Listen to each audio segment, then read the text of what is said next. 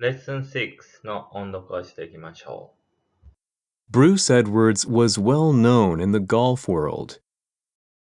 He, however, was not a golfer, but was a caddy who passed away at age 49. When Bruce finished high school in 1973, he was more interested in caddying than golfing or going to college.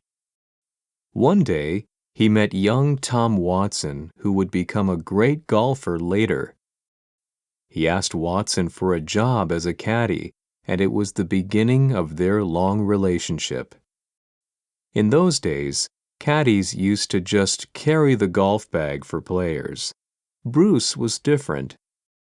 He walked the course each morning so that he could tell the players about the course condition and the distance to the holes from any spot. Also, Bruce was never afraid to disagree, and Watson accepted it. One day, Watson wanted to hit a safe short shot rather than directly go for the green. However, Bruce angrily insisted, "You don't need to. You can hit this ball on the green from here." Watson thought for a while and hit the ball just to the right of the green. Bruce being his caddy, Watson had many victories. After these glorious years, however, Watson wanted to spend more time with his family and play less. One day, Watson encouraged Bruce to work for someone else if there was a good opportunity. It was heartbreaking for Watson to say so, and equally so for Bruce to hear that. After thinking it over, he decided to work for Greg Norman, then the #1 player in the world. From day one, life with Norman was quite different. He was all over the world playing golf, designing courses, and meeting sponsors with private jets. Bruce made a lot of money, but it simply wasn't the same as being with Watson, who was both his boss and his close friend. Watson feeling the same way, Bruce returned to him in 1992 after 3 years' separation. They enjoyed playing together again.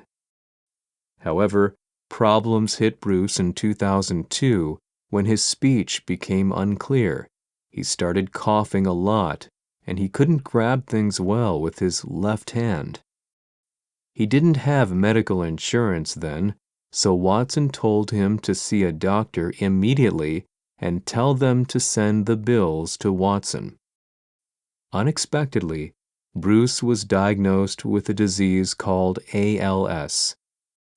The disease gradually destroys the muscles throughout the body, and there is no known cure.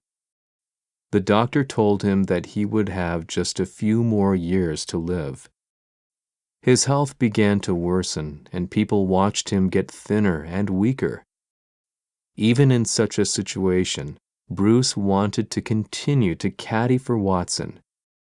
"He simply won't give in mentally or emotionally no matter what happens," Watson said then. In 2003, Watson and Bruce appeared at the U.S. Open, where they captured the attention of the world.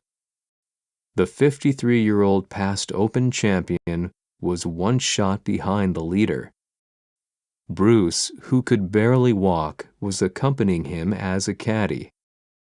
Everyone there knew about Bruce's story, and all the other 155 players had become a footnote.